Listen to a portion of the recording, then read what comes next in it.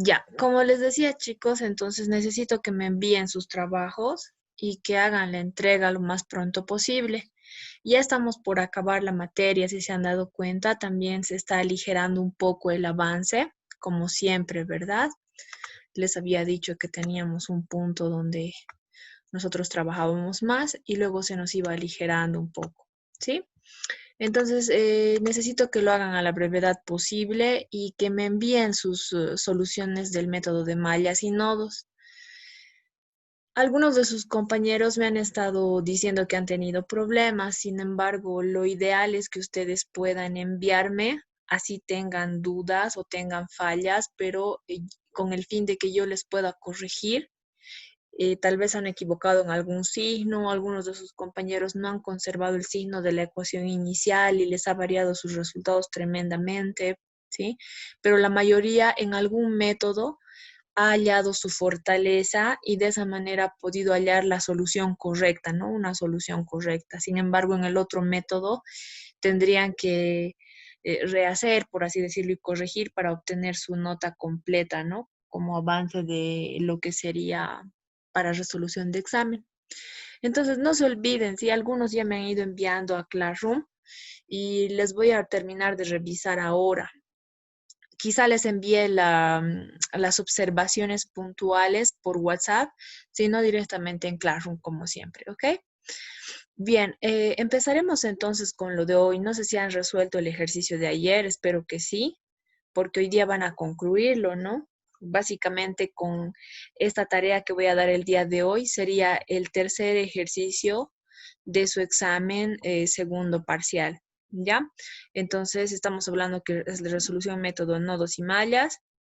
También estamos viendo que es potencia compleja y corrección del factor de potencia que debería entrar a su segundo examen, ¿ya? Si todavía no me han enviado, se les va a dar tiempo para que me puedan enviar. Ya, de hecho, el día viernes que está programado nuestro examen, se les va a enviar como siempre se les ha enviado, ¿no? Una especie de formulario donde ustedes van a llenar sus respuestas por incisos. Sin embargo, la resolución, si se han dado cuenta, yo ya la voy teniendo y también les voy a ir haciendo sus correcciones, ¿ya? Cosa de que también ustedes se saquen buena nota y aprendan pasito a pasito, ¿no? Y no les haya tomado tanto tiempo, porque si se dan cuenta, es bastante larguito, ¿no? Si fuera un segundo examen.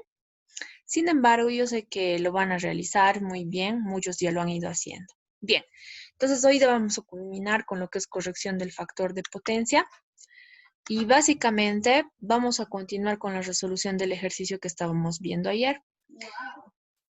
El día de ayer nosotros habíamos hablado de un ejercicio, ¿sí? Donde teníamos distintos datos. Habíamos hablado de un dato de tensión para un circuito con una impedancia equivalente de este tipo, ¿sí?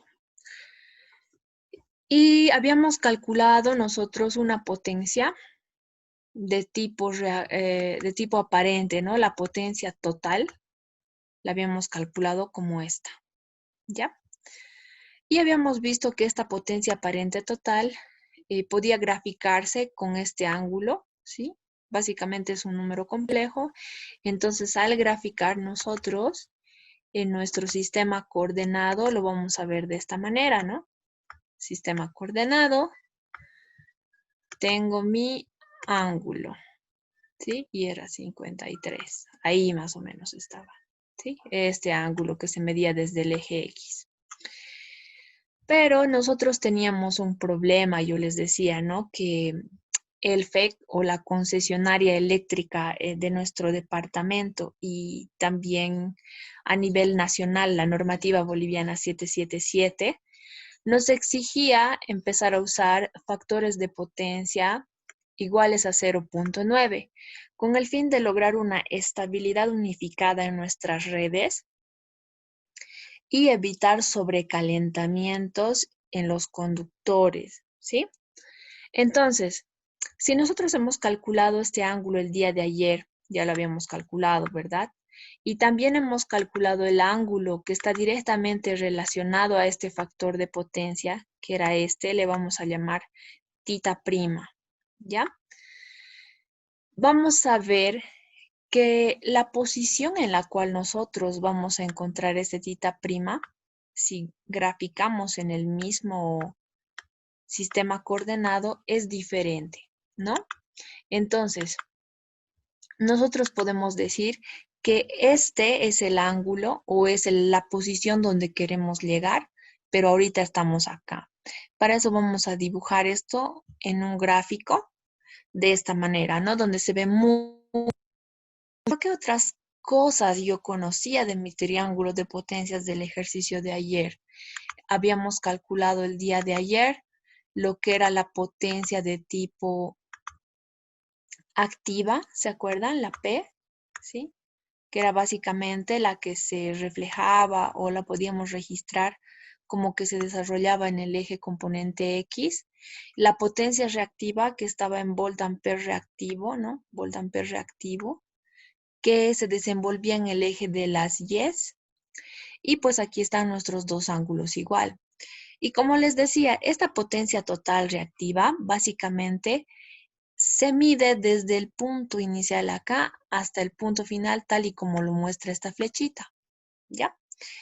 Pero si nosotros queremos básicamente, como nos pide la normativa y la concesionaria, si se fijan acá, hay una diferencia, ¿no? Entre altura y ángulo de dónde está el circuito que está funcionando ahorita, acá, y el circuito que yo ideal que necesito conservar, ¿sí? Entonces, para compensar esto, me voy a ayudar de una suma vectorial, por así decirlo, ¿ya? Donde voy a tener una cantidad de potencia reactiva, en este caso le voy a llamar potencia reactiva Q1, y una potencia reactiva faltante, ¿sí? Y que si ustedes se dan cuenta, esas distancias, si yo las considero, al unirlas o sumarlas, van a ser igual a mi potencia reactiva total, la que he calculado ayer, ¿sí? Y es por eso entonces que surge a través de ese análisis esta ecuación, ¿sí? Que está directamente relacionada con la potencia reactiva total, ¿ya? Pero la pregunta es que si yo quiero hallar esta incógnita de cuánto voy a compensar, necesito averiguar esta Q1, ¿sí? ¿Y cómo lo voy a hacer? Recuerden que en un triángulo yo puedo ayudarme de todo lo que son las funciones trigonométricas, ¿ya? Y si conozco el ángulo y conozco un cateto, puedo conocer el otro cateto. Así no conozca la hipotenusa, ¿se dan cuenta? Porque la hipotenusa acá básicamente sería un número, ¿verdad? Pero nosotros no conocemos la potencia a la que debe llegar el sistema. Conocemos la potencia, la S de este ángulo, pero no de este de acá. Entonces, vamos a proceder a analizar específicamente el triángulo que se encuentra en anaranjado. Y para eso nos vamos a ir a la siguiente diapositiva, ¿sí? Pero primero, voy a hacerles recuerdo de algo interesante. El ejercicio, si ustedes se fijan, decía que debemos compensar usando condensadores, ¿ya? O capacitores, ¿no? Usando condensadores. ¿Y por qué debo usar condensadores? ¿Será correcto? ¿O por ahí les están mandando a hacer algo que no se puede y están jugando con ustedes, ¿ya? En el trabajo nunca falta el ingeniero bromista, ¿no? Que nos mira con cara de novatos. Entonces vamos a analizar esto desde el punto de vista matemático que ya fuimos trabajando, ¿ya? Hemos hablado de que las impedancias, ¿sí? De tipo inductivas o tipo bobinas, si se fijan, como estas, las Ls, ¿sí? Nos ocasionaban este tipo de desfases, ¿se acuerdan? ¿Sí? Respecto una con la otra. ¿Y qué sucedía en nuestro triángulo? Sucedía esto, que nuestra potencia reactiva empezaba a crecer, ¿ya? Eso sucedía cuando hemos hecho cálculos, ¿se acuerdan? Tal vez ustedes han tenido problemas al resolver su primer parcial porque todavía estaban más preocupados por analizar o manejar números complejos, ¿ya? Pero actualmente ya son más capos manejando números complejos, entonces tal vez puedan enfocarse más o volver a revisar el ejercicio y enfocarse en estas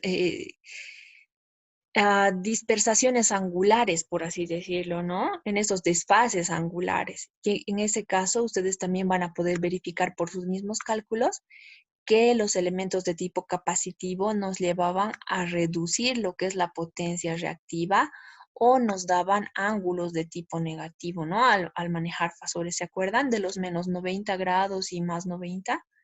Esos desfases nos iban produciendo. Entonces, cuando nosotros nos han dicho que compensemos en este ejercicio la potencia reactiva con condensadores, se han referido básicamente a este hecho, ¿sí? A que vamos a bajar esa potencia reactiva alta que tenemos con este elemento, ¿sí? Y si nosotros analizamos y vemos este gráfico, vemos que es posible, sí, ¿verdad? ¿Por qué? A ver, vamos a borrar todos los dibujos y vamos a volver atrás. Si ustedes se fijan acá en nuestro gráfico, porque nuestro fin básicamente es llegar o desplazarnos desde este punto aquí arriba hasta este punto. Yo necesito llegar hacia abajo. Y para ocasionar ese desplazamiento, el único que me produce ese desfase angular de tipo negativo es el condensador o capacitor. ¿Ok? Si yo le pondría un inductor, esto tendería a crecer más. ¿Sí? Entonces no es solución un inductor, es solución un capacitor. Muy bien, ya hemos hecho ese análisis y vamos a proseguir. ¿Sí? Muy bien, este análisis nos ha servido, pero me tengo que enfocar en mi triángulo anaranjado, donde yo quiero llegar. ¿Sí? La potencia activa a la cual me estoy refiriendo en este ejercicio, la que yo he hallado, va a seguir siendo la misma. El ángulo es al que yo quiero llegar. Pero este señor para mí, Q1, es una incógnita, ¿ya? ¿Y qué función trigonométrica relaciona un cateto opuesto con un cateto adyacente y el ángulo? Que son los dos datos que conozco para hallar un tercero. Entonces, me pongo a pensar y digo seno, no. Coseno, cateto opuesto sobre hipotenusa. ¿Tengo hipotenusa? No. Pero, ajá, la tangente del ángulo es igual al cateto opuesto, que para mí sería Q1, que no conozco, dividido entre el cateto adyacente, que es mi potencia activa que conozco. Wow, esta fórmula sí me puede ayudar. ¿Cómo? ¿A quién necesito? Necesito Q1. Ok, lo voy a despejar. Para despejar, necesito llevar esta parte o este elemento, ¿sí? Este denominador, hacia el otro lado de mi ecuación. Y para que vaya al otro lado de mi ecuación, en este caso que está dividiendo, va a pasar con signo contrario o va a realizar la operación matemática contraria, ¿verdad? Y es por eso que pasa en el ordenamiento aquí abajo a multiplicar. ¿Ok? ¿A quién está multiplicando? A la función tangente del ángulo que ya conozco. Perfecto, entonces voy a reemplazar. Yo sé que esa potencia activa es de 1200 vatios y sé que el ángulo este primo al que yo quiero llegar son 25.842 grados.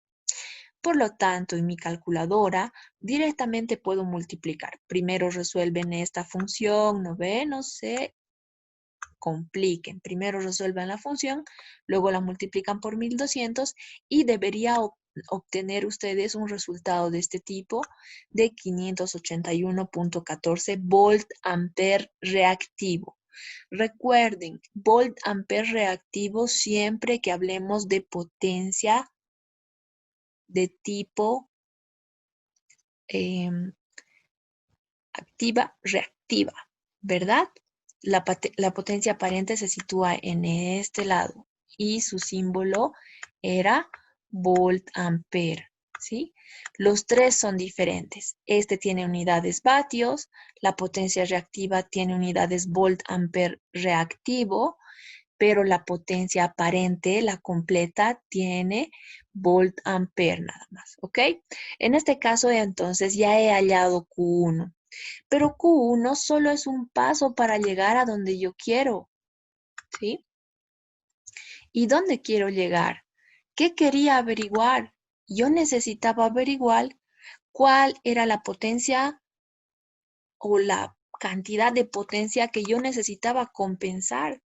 Y se acuerdan, habíamos hablado de esta fórmula, ¿sí? Donde estas flechitas nos delimitaban esas longitudes, por así decirlo, ¿sí? Donde la cantidad total de la potencia reactiva que yo conocía iba a ser igual a la cantidad de potencia reactiva Q1 más la cantidad de potencia que me faltaba calcular que no sabía cómo. Entonces, volviendo, puedo despejar yo de esa ecuación mi cantidad de energía reactiva faltante, la que tengo que compensar, ¿ok? Entonces pasa, ¿no? Está sumando Q1 a la potencia que me falta y va a pasar al otro lado a restar, por lo tanto la ecuación queda de este modo, donde la cantidad de potencia reactiva faltante va a ser igual a la cantidad total de potencia reactiva menos la Q sub 1 que nosotros hemos hallado. ¿Conozco la energía reactiva total, la potencia reactiva total? Claro que sí, era 1600. ¿Conozco la cantidad de energía reactiva 1? Claro que sí, la acabo de calcular. Por lo tanto, la cantidad de energía reactiva que yo quiero compensar, vamos a hacerlo con otro color mejor, ¿no? Esta cantidad de energía reactiva que yo quiero compensar va a ser nada más y nada menos que el resultado de esa diferencia va a ser 1018.86. No se olviden, sigue siendo potencia reactiva, volt-ampere de tipo reactivo. ¿Ok? Perfecto. Pero ya conozco esa cantidad faltante. ¿Y cómo sé de qué valor voy a necesitar mi capacitor? ¿Se han preguntado? Entonces me pongo a pensar. El día de ayer también habíamos visto que dentro de lo que eran fórmulas de potencia, la potencia reactiva Q iba a ser igual a el número imaginario, ¿sí? De mi número complejo multiplicado por el módulo de la corriente elevado al cuadrado, ¿verdad? Y yo ya conozco el módulo de la corriente. Y ustedes, si se acuerdan, en la fórmula del capacitor, ¿sí? Donde teníamos la Z capacitiva, esto estaba distribuido de esta manera. 0 más B, o en este caso le podemos llamar X, ¿sí? La X, la incógnita capacitiva, multiplicada por J. Bueno, en realidad este más no era tan positivo, ¿no? En realidad era uno negativo, porque recuerdo que por la división esto pasaba a convertirse en una resta, ¿sí? Terminaba así, ¿verdad? Pero también esto era igual a la fórmula 1 dividido entre J o el número imaginario multiplicado por la frecuencia por la capacitancia. ¿Sí? Perfecto. Entonces, como les decía, básicamente este XB o este XC, perdón, va a ser lo mismo que B para mí. Solo que le he puesto esta vez el nombre de X porque era mi incógnita. ¿Ok? Entonces, en la ecuación siempre analizo a todos los que conozco y a los que me falta conocer. ¿Conozco a la cantidad final de potencia? Claro que sí. ¿Conozco el módulo de la corriente? Claro que sí. ¿A quién necesito conocer? A mi incógnita. Entonces despejo esa incógnita y me va a dar un valor, como ustedes se fijan acá, de 2.541. Si ustedes se fijan, para hacer un número imaginario que tenga que ser negativo dentro de mi impedancia capacitiva, no me ha dado el signo, ¿sí? Solo me está dando el valor, ¿ok? Deme un segundito. Solo me está dando el valor, ¿ok? Este valor. No el signo ni nada, solo el valor. Pero que me dé ese valor, chicos, ya es bastante. ¿Por qué? Porque si ustedes se fijan, básicamente llega a ser el número complejo completo.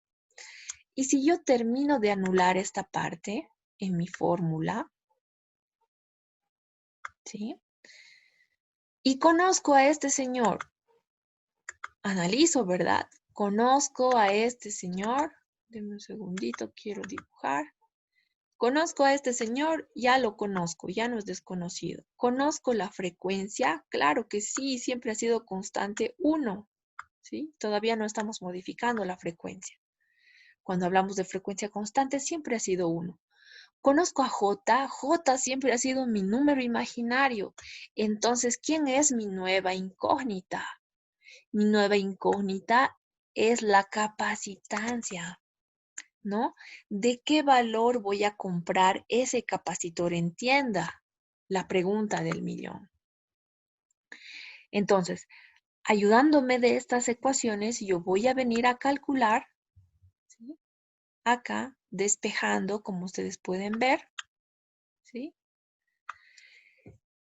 Y una vez despejado y reemplazado ese cálculo, me doy cuenta de que esta capacitancia, ¿sí? Ya tiene unidades faradios. Y es lo que yo necesito para comprar, ¿no? Porque en la tienda todos los capacitores vienen en faradios. Pero si ustedes se fijan, aquí analizando un poquito más ese resultado que me ha salido después del despeje y la división, tiene un valor de 0.4. ¿Ustedes conocen algún capacitor que tenga ese valor, 0.4? Pues yo no, sinceramente. Y creo que la mayoría de los capacitores en tienda van a venir con valores de entre 0.1, sí, en algún momento, tal vez 10. Necesitan ya tener una tabla específica, ¿no? Sin embargo, como les digo, yo no conozco uno de fabricación específicamente que tenga esos valores de 0.4. Y en el caso de que yo no tenga estos valores, voy a ayudarme, ¿ya? De otro conocimiento. Nosotros ya habíamos visto esta parte.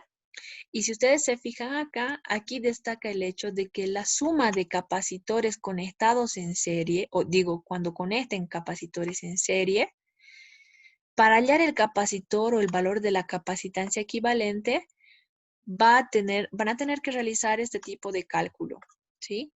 Si nosotros relacionamos esto con lo que son resistencias, ustedes se darán cuenta que los valores de capacitores que vayan a conectar se van a reducir, ¿verdad? ¿Sí?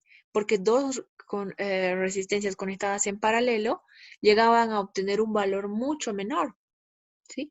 Su compañero Cueva dice que llegan desde 1.5. Ya, muy interesante. Entonces, ustedes van a ayudarse de estas fórmulas, en especial la que yo les aconsejo si quieren reducir el valor de un capacitor, entonces lo irán a conectar en serie, ¿no? Para poder llegar y jugar con estos valores que les va a dar en realidad el fabricante, ¿ya? Porque fíjense, ¿qué va a pasar si nosotros conectamos capacitores en paralelo y el más pequeño es de 1.5? Dice que el capacitor equivalente, si nosotros conectamos capacitores en paralelo, va a tender a la suma. Y si es 1.5 y son 3, vamos a tener 4.5 faradios, ¿no? Entonces este número está creciendo. Por el momento este cálculo no nos va a servir. Este va a ser el que nos va a servir para llegar a calcular o aproximar lo más que se pueda a ese valor de 0.4, ¿sí? Pero en esta clase nosotros ya no vamos a llegar a calcular. Lo que les voy a así pedir es que en sus cálculos puedan llegar, ¿sí? Como ya saben cómo van a hacer y creo que tienen algo de tarea acumulada, no me gustaría sobrecargarlos. Me gustaría que lleguen por lo menos hasta este valor, ¿ya? Hasta este valor capacitivo donde ustedes van a poder relacionar todo esto y van a poder darme un valor específico, ¿sí? Pero ¿de qué ejercicio? Ustedes el día de ayer tenían que calcular la potencia activa, reactiva y aparente de cada uno de los elementos de un circuito y también del circuito equivalente, ¿verdad? Cuando ustedes hayan hallado todos esos valores del circuito equivalente en específico, me lo van a corregir, ¿ya? Entonces el ejercicio de hoy básicamente sería, o la tarea de hoy, corregir este factor de potencia que ustedes tenían del circuito equivalente del ejercicio de ayer a lo que dice la norma boliviana, ¿no? A ver, perdón. No. Que son 0.9 de valor, ¿sí? Entonces, básicamente, ese es su ejercicio. Del mismo de ayer, pero quiero que corrijan el factor de potencia al circuito equivalente. ¿Está bien? No sé si hay dudas, porque si hay dudas, me gustaría corregirles, ¿no? Antes de que se vayan. A ver, vamos a ir con calma. Una pregunta, dice, sobre al sacar el ángulo de la potencia aparente, el signo creo que lo cambia.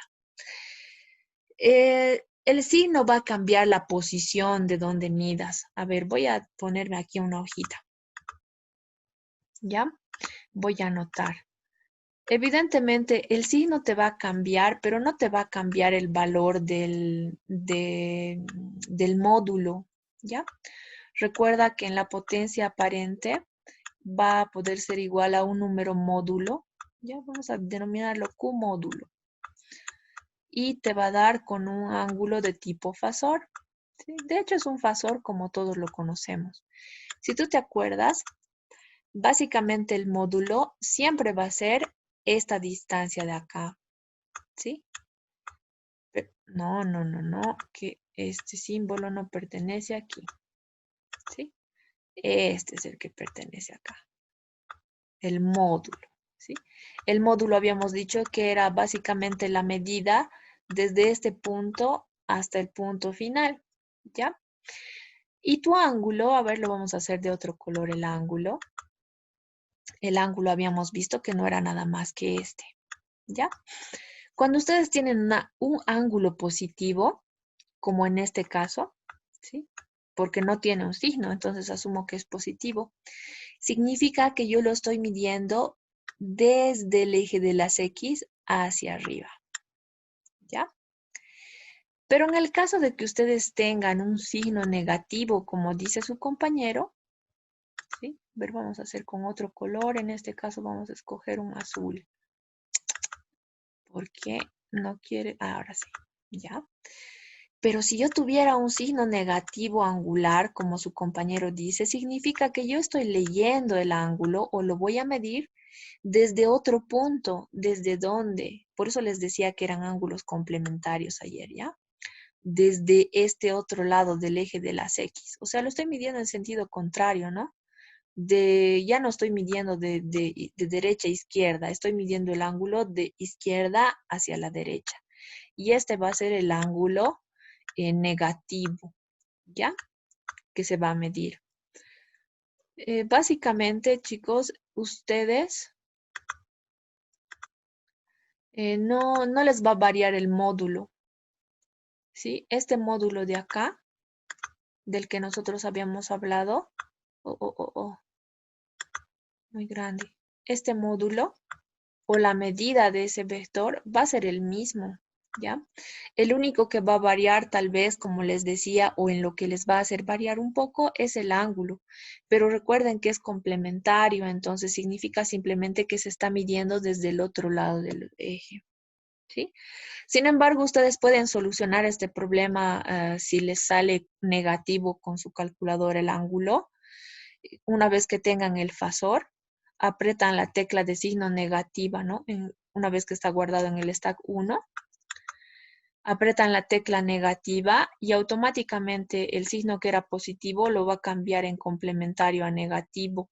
O si era negativo, lo va a volver positivo. ¿Sí? Quizá eso despeje un poco tu pregunta a Medrano, ¿sí? No sé si alguien más tuviera alguna otra pregunta. No se olviden de enviar sus tareas, como les digo, ¿no? Para que yo les pueda corregir y ustedes puedan también corregir su examen y así tener su 100 que siempre les gusta, ¿no? A ver, dice Rebollo, la potencia reactiva es igual a la potencia activa para una fuente de tensión, dice. Ah, mira, la potencia reactiva y la potencia activa y la aparente son diferentes, ¿ya? No importa el elemento que tengas, en realidad tú tienes que considerar tanto fuente de tensión como impedancias, bueno, cualquier elemento de tu circuito eléctrico, ya sea fuente de tensión, fuente de corriente, o sea, un capacitor, una resistencia, todos se consideran siempre como una impedancia, ¿ya? Y recuerda que las impedancias siempre tienen una potencia activa y una potencia reactiva, ¿sí? Pero la potencia total de esas dos, ¿sí? Así una sea cero, la potencia total va a ser la potencia aparente. Entonces, no las confundas, no trates nunca de generalizar y decir o asumir, ¿no? Que sí o sí tiene solo potencia activa. Nosotros sabemos quizá ya por conocimiento de que tal vez una resistencia va a presentar solo potencia de tipo reactiva y una capacitancia o una bobina solo impedancia de tipo reactiva y no así la activa, pero siempre trata de separar. Por ejemplo, en tu fuente, tú tienes un fasor y si tienes un fasor significa que tienes un número complejo, ¿no? Y recuerda que si tú tienes un número complejo con un ángulo y con un valor entero, vas a tener, te guste o no, valores diferentes tanto para potencia activa y para potencia reactiva. Y esos valores usualmente suelen ser diferentes, ¿ya? Claro que vas a llegar en conclusión en la sumatoria cuadrática, como tú has visto, a una potencia total única que es la potencia aparente, pero no podemos generalizar, ¿no? Que como tú me estás comentando ahora, yo no me atrevería personalmente. Siempre es bueno estudiar lo que son los fenómenos eléctricos, ¿ya? Eh, yo entiendo que tal vez por la práctica podamos tomar determinar algunas conclusiones, sin embargo, como te digo, mejor no generalizar. Hagamos cálculos y luego hablemos, ¿sí? ¿Hasta cuándo vamos a presentar? Dice, chicos, tienen que entregarme ya lo más antes posible. De hecho, si es hasta antes del día viernes, mucho mejor. ¿Ya? Como les digo, el día viernes yo les voy a habilitar las tareas de esta semana, incluyendo lo que es método de mallas y nodos, eran avances de su examen para el día viernes, ¿ya? El avance de mañana y el avance del día jueves no van a tener tarea. La tarea de esos avances se va a dar el día lunes y martes, entonces no se acumulen. Necesito ya que me entreguen todo lo que se ha avanzado referente a este examen el día viernes. El día viernes solo les voy a habilitar el formulario para que ustedes puedan responder o seleccionar los valores de corriente y demás hallados de los ejercicios estos que ya les he ido dando. Y como les decía, si ya los han resuelto y no les ha salido o no les ha cuadrado los resultados de método de mallas y método de nodos, envíenme a esos espacios que les he habilitado como tareas para que yo les pueda corregir. Muchos de sus compañeros me dicen, no me sale, no me sale, y reniegan y se frustran, ¿no? Pero no es la idea. La idea era que tengan exámenes asistidos donde yo les pueda corregir y ustedes se guíen, ¿no? De estos. Entonces, eso sería todo si no hay otra duda, chicos. Es bueno que vayan sacando conclusiones de todas maneras, Rebollo, en lo que respecta a potencia activa y reactiva. ¿Ya? No sé si alguien más tiene otra pregunta entonces. Si no les sale, quieren volver a intentar hacer sus métodos, chicos, pequeños tips que les puedo ir dando, es que muchos de sus compañeros de la ecuación inicial que tenían, han ido cambiando los signos a medida que han resuelto ya. Por ejemplo, tenían un negativo en la ecuación inicial y yo sé que por manejar números complejos, sumar y restar, se les ha ido y lo han cambiado a signo positivo y es por eso que no les ha cuadrado el resultado. O a algunos les ha pasado que en el manejo de la calculadora han apretado una tecla extra y también el resultado les ha fallado. Entonces, de cualquier forma, envíenme sus trabajos y yo les voy a enviar las respuestas. Justo ahorita me voy a ocupar de eso. Ya voy a ir mandando a los que ya me han enviado. Ya he ido respondiendo a algunos, pero no a todos. ¿Ya? Listo, entonces chicos, eso es todo por hoy. Les voy a enviar en segundos la grabación, la imagen de su tarea, que ya saben, tienen para entregar hasta el viernes, pero si me entregan antes, yo les corrijo, ¿no? Entonces nos vemos mañana. ¿Listo? Mañana vamos a empezar con circuitos polifásicos. Shh, perdón, niños, ¿no? Que les vaya bien, chicos. Hasta mañana. Chao, chao.